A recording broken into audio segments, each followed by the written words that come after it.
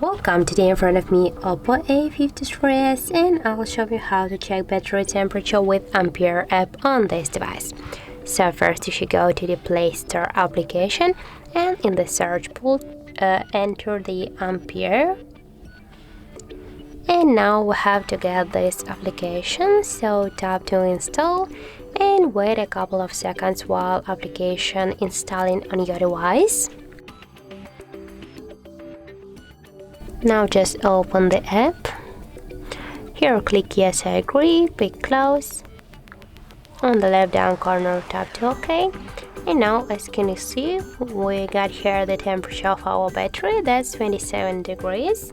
And also we got here more and other information about the our battery health, the level, capacity, the model of our device, the Android version, and more other information.